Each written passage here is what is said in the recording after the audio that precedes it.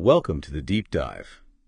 Today we're going backstage, really, to decode the expressive language of dance. We're not just looking at steps in music. This is about a highly technical and deeply powerful vocabulary that choreographers are using to tell stories. Stories that words just can't get to, right? Exactly. And that's really the mission for this deep dive. We're going to take your notes on expressive dynamics, on technical precision, all of it. The cultural roots, too. Oh, absolutely. And extract the essential grammar from it. The goal is to move past that first, immediate aesthetic reaction. Yeah, that was pretty. Right. And really understand the intentional building blocks of the movement, the deliberate use of staging, and even the historical weight that's behind every single step. Okay, so let's start with the most fundamental vocabulary, the movement itself, how dancers use spatial range to communicate a feeling. Yeah. Our sources really highlight the immediate messaging of shapes.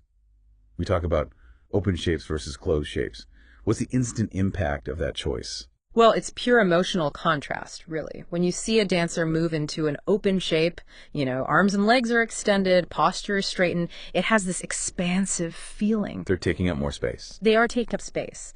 And they instantly communicate availability or joy or even vulnerability. They're inviting you, the audience, in. And a closed shape does the exact opposite, almost by definition. Body parts are drawn in close, the movement range gets smaller. The whole appearance is internalized. Yeah, that choice immediately suggests withdrawal or being defensive. Right. Maybe an internal struggle. It's like a contraction of their emotional availability. Precisely. And that spatial intention is tied directly to how the movement is physically initiated. And this is a really crucial concept people often overlook.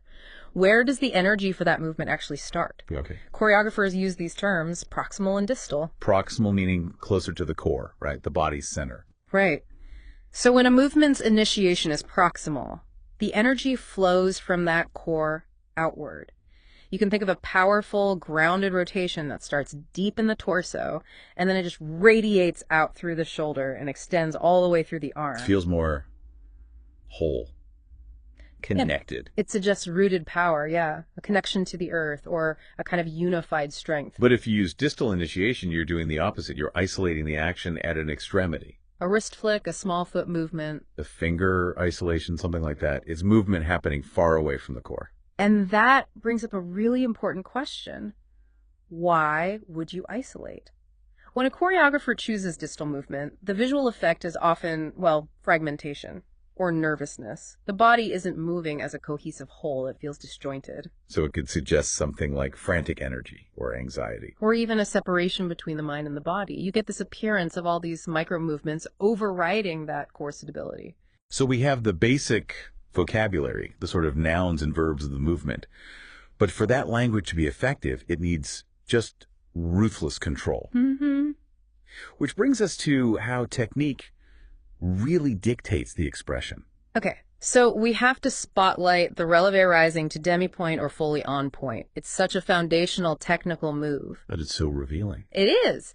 Its successful execution is basically a diagnostic tool for a dancer's entire alignment. They have to start in a demi-plie to gather that kinetic energy. And it's not about just forcing the body up. It's a deliberate, perfectly aligned vertical lift. Precisely. And the real insight here isn't just the muscular action. And don't get me wrong, it requires serious strength in the foot, the articulation of all those tiny joints. Concentric and eccentric contractions, all of it. All of that. But the real goal is the illusion of effortlessness. When it's done properly, the releve completely hides the immense power that's required. The alignment has to be so perfect that the dancer appears almost weightless. Which is the whole point if you're trying to communicate an ethereal or, a buoyant emotion. Exactly. It's control masquerading as grace. And this is where it gets really interesting for me, connecting that technical control to how you engage the audience. How choreographers intentionally draw our eyes. Right. One big tool is tempo. An accelerated moment, say a double pirouette that's done way faster than the movement before it, that just demands your attention. That rapid increase in speed, it instantly commands focus. But Right. I wonder, does that rely too heavily on pure spectacle? Can a choreographer use a slow tempo to draw the eye just as well? Oh, absolutely. It's all about the contrast. If a piece is generally fast-paced, a sudden, sustained, slow movement like a minute-long balance in a releve, it forces you to wait. It makes you appreciate the control. That makes sense. And our sources highlight other environmental tools like the stage setting. A minimal or non-distracting set focuses your eye completely on the dancer's form. Your notes mentioned the clever use of powder on the floor. Now that's a fantastic example of the setting becoming a stage property. It really is. As the dancer makes these big, sweeping movements, the powder gets picked up and dispersed into the air. It functions almost like an extension of the dancer's shape, augmenting that sense of flow and trajectory. So it's visually enhancing the language? Exactly. Yeah. And then you have the relationship between the dancers.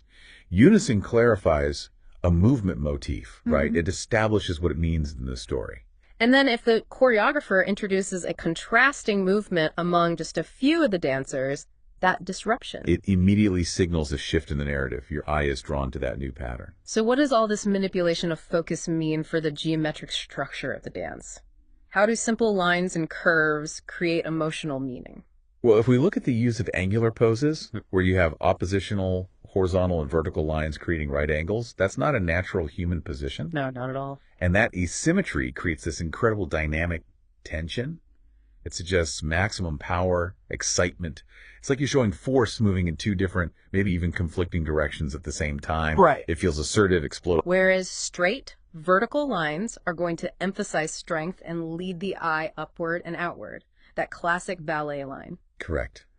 And curved lines provide that essential contrast, the softness, the flow, the grace. And underlying all of this geometry is the principle that dance relies on this really sophisticated development of both relaxation, the ability to release and flow, and tension, the control you need to sustain and support a move like a releve. Okay, so moving beyond that purely technical alphabet, we have to acknowledge that dance is so deeply rooted in culture and history. Of course. A dancer's personal style is always built within the stylistic qualities of the form they're performing. Yes, and if we connect this to the bigger picture of, say, ballroom dance, we can see those cultural origins so clearly shaping the execution. Think about the rumba. Okay.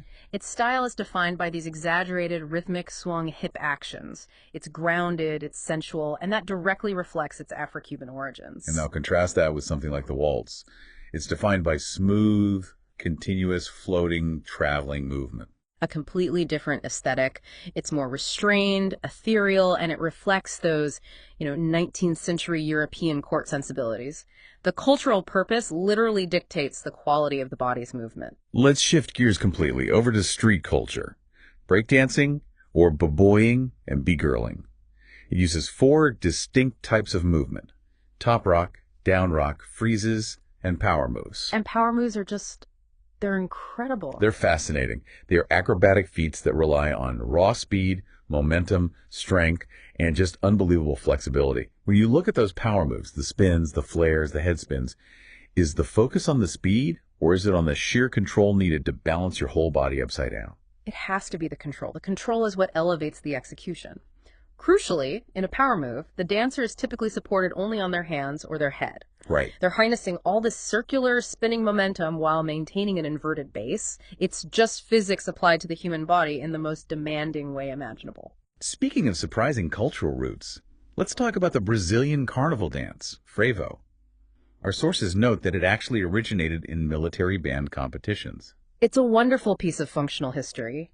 Those military bands were often preceded by capoeira dancers, who are known for their martial arts movements, and they were essentially clearing a path for the musicians to march through the crowds. Wait a minute, so those playful little miniature umbrellas that are so characteristic of frevo performances today, Yeah. are you telling me they're stand-ins for weapons? That's right. That completely changes the entire mood of the dance. It changes everything. That historical context is the whole key. The contemporary miniature umbrellas are an essential element, but they function as substitutes for the knives that were actually carried by those early path-clearing dancers. Wow. So understanding that history, that the movements contain this ghost of combat, it turns that light, decorative prop into something deeply symbolic. It's about protection and aggression all at once. That just dramatically illustrates how crucial doing your cultural homework is. Speaking of pioneers who changed the whole landscape, we have to mention Ruth St. Denis. She really stimulated early modern dance by incorporating Asian-influenced movement styles, costumes, and storylines inspired by Eastern cultures. She just blew the horizon wide open for what dance could be, conceptually. And then, of course, there's Martha Graham, whose technique became a cornerstone of modern dance. She built her entire approach fundamentally on the use of breath. That powerful internal connection between the torso and your emotional state. Yes, her focus was on contraction, that pulling in of the body generated by an exhale and release, or expansion during an inhale. The contraction often expressing agony or fear. Or profound struggle, yeah. While the release is the expansion of hope or relief, she basically provided a physical vocabulary for internal psychological states, and she also popularized those percussive and hinged movements, which made the emotional language so direct and visible. And all of that contributes to what you could call a dancer's personal voice. Every single dancer brings their unique life experience and perspective, and that personal movement voice influences how they respond to improv, how they interpret choreography. And how they draw on all this technique we've been talking about. And this leads us right into our final section, from concept to choreography, how choreographers build structure from abstract, compelling themes. Well.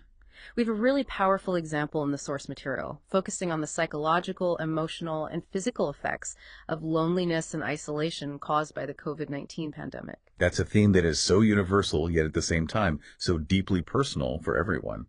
How would a choreographer even begin to structure that using these techniques? Well, to visualize those really complex sensations of anxiety, frustration, the desire for survival, a choreographer can immediately apply Graham's technique. The contraction and release. Exactly. It's perfect for visualizing breath restriction or, emotional collapse. Hinged movements can show the body being constrained or sort of mechanically bent by outside forces. So you're essentially translating these psychological burdens into physical actions that we can see and feel. That's it. They can build a motif of pain and relief, openness and closure using these elements. Imagine this on stage. You have 3 dancers, and they're individually performing these isolated, sustained contractions, pulling the midsection in tightly, holding it, and then reluctantly releasing. It represents the fight for breath, or maybe for sanity. And then you contrast that with movement that expresses monotony or that feeling of separation. Right. So you contrast those dancers with 2 others who are rooted in one spot, and they're performing these monotonous, hinged arm swings while tilting their heads. The hinge movement suggests a mechanical, almost robotic response to the world. It emphasizes that distorted, repetitive reality of isolation. Yes. And the repetition of that entire combination, the pulling in and the mechanical swinging, that solidifies the motif. It weaves the anxiety and the monotony together into a single, cohesive narrative of the pandemic experience. That really is the deep dive in action, seeing how these technical elements transform into a narrative structure.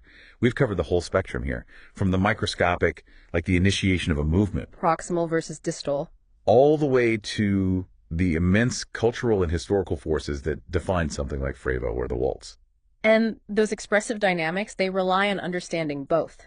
You have to have the technical vocabulary, but you have to integrate that movement with its cultural and historical background. That cultural knowledge is the tool that moves your response from, just I liked it or I didn't, to a true understanding of the artist's intent. So if the technical vocabulary provides the meaning and history provides the context, how fundamentally does knowing that historical background change your perception of a performance?